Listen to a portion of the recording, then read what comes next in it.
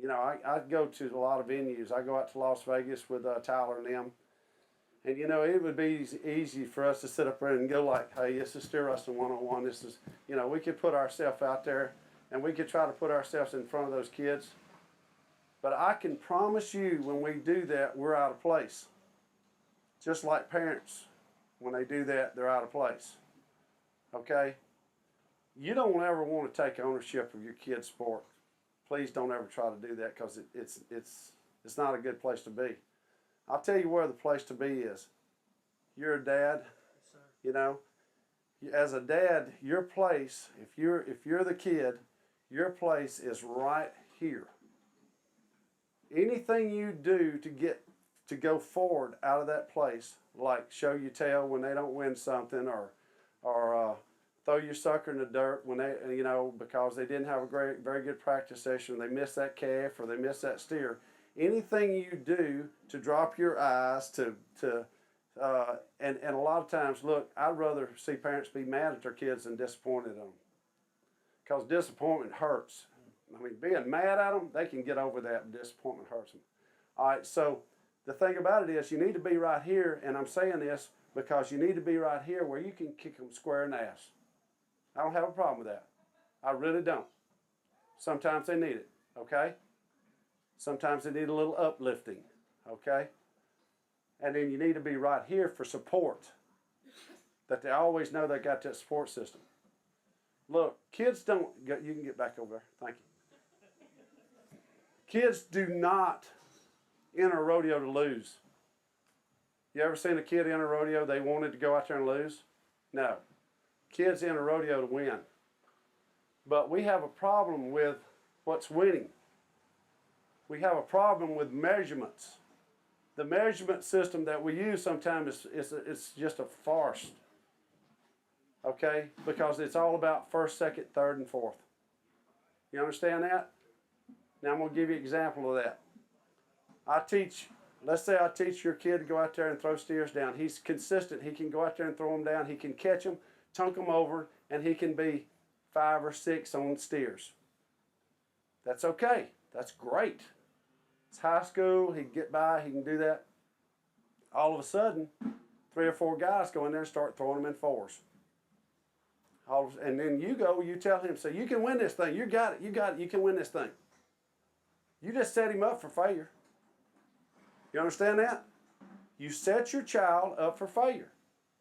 You gave him a false expectation of what he's supposed to do. Now, if he's throwing him steers down in 5s and 6s, and that's the dance he takes to the dance, that's the one you hope he plays. That's the only moves he's got. So don't ask him to dance any other dance but that. Do you understand? Do y'all understand that? Look, I had a little cat, I was talking. I wish that horse would quit doing that bucket. It's driving me crazy. Go take that bucket away from that damn horse. Thank you. Hope that's on the video too.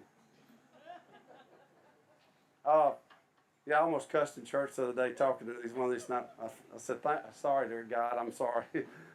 You know.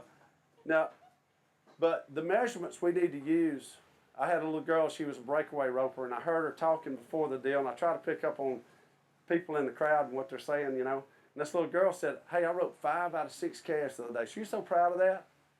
She's so proud she wrote 5 out of 6 calves, so I got to talking to her. I said, your daddy got a lane that you rope in? Yeah. Got a little lane. You got, what kind of calves you roping? Oh, he's got me some nice little Holstein calves. I can rope 5 out of 6 of them. That's great. That's where she's at with her roping. That's what they did with her. They put her in that position. You rope 5 out of 6. We're winning, right? They go to the high school rodeo. They rope jet deck that run out there, and she's running 5-0, and she cuts over to the left. And this little girl runs out there, and she misses. Oh, gosh. Parents are up there. They're throwing a little clipboard they're keeping times with, and they're mad now because the kids missed. They said, she wrote 5 out of 6 calves. Can't believe she didn't catch that calf. Now, here's what this is how you want to know how to train a champion. You know how we train a champion? It's what we do is we say to that kid when he comes up in the stands, instead of having our head down like this and going shaking our head and saying, why did you miss that calf? what we do is we say this. Hey, you know what? We haven't practiced that. We haven't practiced that dance move. We've got to get that dance move down. We're practicing on calves that run straight down the lane, and you're doing excellent on this.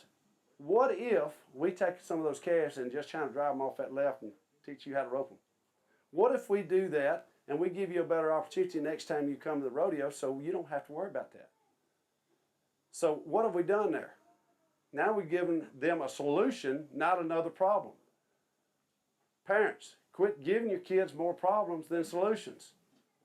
You understand what I'm saying? Give your kids solutions. They already got a problem. They just missed a calf. They're upset. They need somebody to tell them. They don't have coaches. Most of them don't have a coach. You're their coach. You're their inspiration. You're everything to them. And if you drop your eyes, you're disappointed. They're heartbroken. If you're mad, it's even worse. And what did they get out of you being either? Not a thing.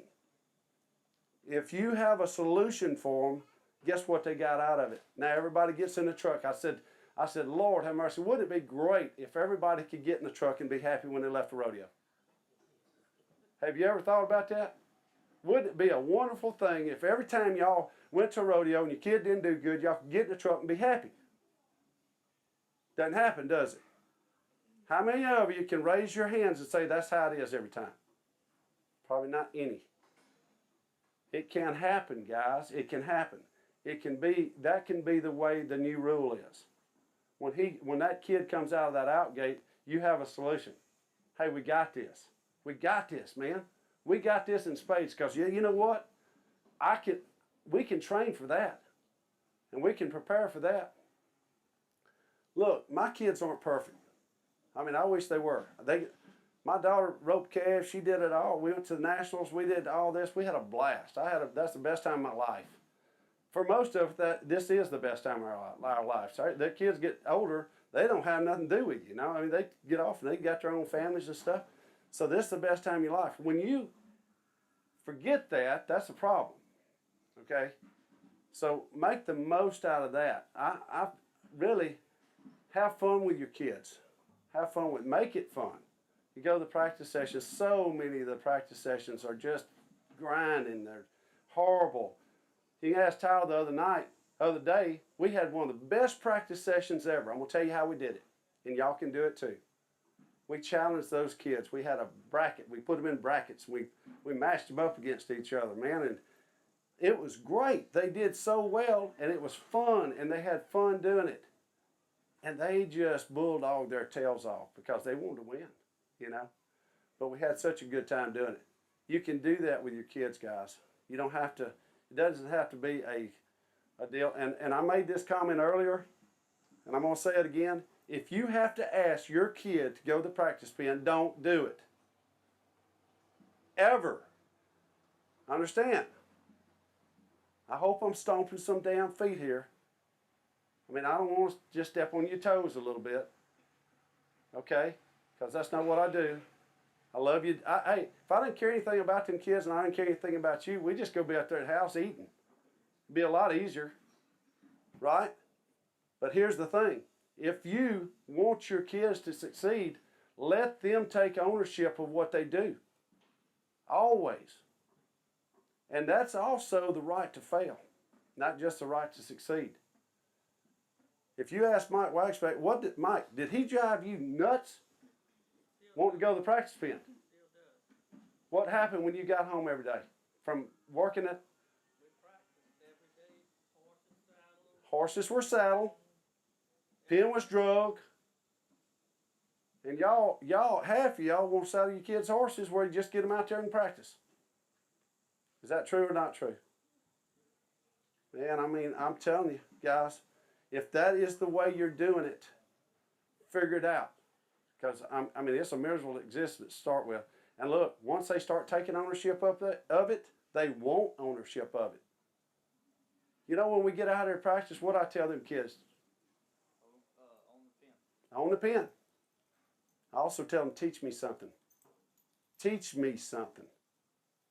I don't have the answers all the time. I want them to teach me. Every time we get out in the pen, they're going to teach me more than I teach them. Just by even mistakes are good. You can learn by mistakes if you do it in a positive manner. You can't you can't be negative. My dad and I used to argue and fight in the practice pen all the time. And he'll say it too. My mom has split us up in the practice pen before because we're just nagging at one another. But my dad had a way of making me feel like it was our win every time we did something good in the practice pen. And whenever we go out to rodeos and stuff like that, like I say, I see a lot of kids that they're scared to death to do wrong because they know that mom and dad's not going to be happy with them or feel like they're down on them or feel like they're letting their mom and dad down. And I just want to tell my dad right now, thank you, because he has always made it a point that, like Tom said, whenever we did have a problem, it wasn't, why'd you do this or what did you do that for? It was always, hey, let's go back and see if we can fix that. We're going to do better next time. And like I said, I see a lot of kids that they'll come up to me like Oatberry. I know a lot of y'all have heard Oatberry. He's a 4-time world champion. His son Denver, well, went and lived up there with him. Denver would walk past Oat and he would come up to me and say, man, what do I need to do? This, that, and the other. And at the time, I had never made the finals, never done anything. I was just another kid out in pen trying to learn. And Oat kind of catches on to it, and he asked me, he said, Tyler, he said, why does Denver walk past me and go to you to ask him what's going on? I told him, I said, man, Oat said, all I know is that whenever I was little with Dad and Tom and everybody else, I find that kids, whenever you tell them something positive first, whenever he would come up to me, I'd say, man, that was really good footwork. Then I'd tell him what he did wrong. You know, whenever you give somebody the positive point first, you can fill them with whatever you want. But if you say, man, your feet work was terrible right there, you need to get your feet right, they're going to put their head down, they're not going to listen. And like I say, my dad doesn't talk well in front of crowds, doesn't do any of that kind of stuff, but whenever we're out there in the practice pen, he makes me feel like he's behind me, pushing me on. And like I say, every win that I have, I feel like that's our win. You know? Sure. I just think that gets you further. Thank you. I appreciate that. And look, I mean, I'm going to tell you how to practice in the practice pen now, okay? I'm going to give you a little hint on how to practice and make your kid a world champion. Or give them the opportunity. You can't make everybody a world champion, That's not even, it's not even doable. But I'll tell you what, you can give your kid an opportunity to be the best that he can be. And that's a big possibility, right? That's a huge. You're here, obviously. You're doing that, okay? That's first. Find help. Find good help. But, and look, there's resources out there. There's tons of resources for you guys. But let's just say we're out in that practice pen. People will jump over that fence right there to go tell you something negative. Man, that steer's no good. You can't win anything on that. You can't do this. You can't do that. Ground's horrible. Pen's bad. We got there in mud today. We got out there on the road today. You think that was good? That's tough work. That's tough work. You gave them an opportunity to learn how to handle that kind of stuff, right? And to see what they're made of. To let them see what they're made of. But the other thing is, if you're in that practice pen, go up there and tell him 3 things that he did right before you say one thing about what we need to work on, not what you did wrong. Here's what hey, look, man, you did good today, Steve. You did great. You went out there, you caught your steer well. Hey, you rode your horse well. You nodded well, man. Sometimes my kids would if they just nodded well, it was great. That's the only thing I can say positive about that whole ride. They nodded great. But you know what? That starts with a positive, right? And it just made them laugh. They just laugh at me. Okay, Dad, I know. I nodded well. All right. But then say 3 things and then say, hey, and this is what we can work on. This is what we can work on. Instead of walking up to them, the first thing say, man, what'd you miss that steer for? Well, Dad, I went out there to miss him. I meant to go out there and miss that steer. That's exactly what happened. And that's kind of what they ought to tell you. If you're that stupid, they ought to tell you that. Well, man, I didn't want to catch that steer. That ain't the one I wanted. I didn't draw the one I wanted. I just went out there to miss him.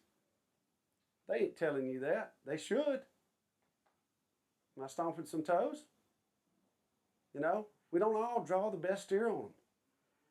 If they make the best run on the sorry steer in there, they made a great run. They didn't win a trinket, so what? Who cares? They tarnish. I mean, you know, they're trinkets. You can't take them with you. Sorry, wish you could. We'll see a truck following that hearse going down through there with a bunch of saddles and buckles on it. Don't happen. Do y'all understand that? I mean, I want to be very positive in this talk, and I'm trying to be. But also, you know, I think we need to be realistic. Honesty to me is the most important thing. I'm never dishonest with my guys. I tell it just like it is. If he's doing something that I don't like, I tell him. If I'm doing something that he doesn't like, he tells me. It's an honesty relationship. If we don't have that, we have nothing to build on. There's nothing there, right? You have to build everything off of that honesty. That doesn't mean you have to be negative. There's a big difference in that, guys. Being honest and being negative is two different things. Being honest is saying, hey, you know what? If you want to be a world champion, you're going to have to work a little harder. You know, that might be a good thing to say, but don't ask them to do it. Just say, hey, you have the opportunity. There's the horses. There's the livestock. You know, we're furnishing all this stuff. It's up to you. Then leave it in their court. And if they don't want to take it and run with it, it's their problem, not yours. Go get them a tennis racket. Go do your thing. I see parents that are miserable sometimes. I had one that called me one day. He was miserable because his kid he couldn't get along with his kid in the practice pen. I won't name any names.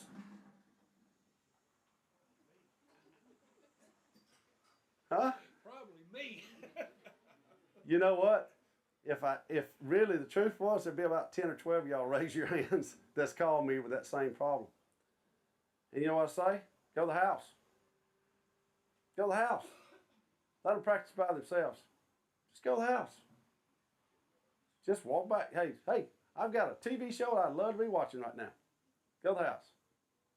And when you do that, look, they're gonna take note of that, and they're gonna say, you know what, that didn't work too good.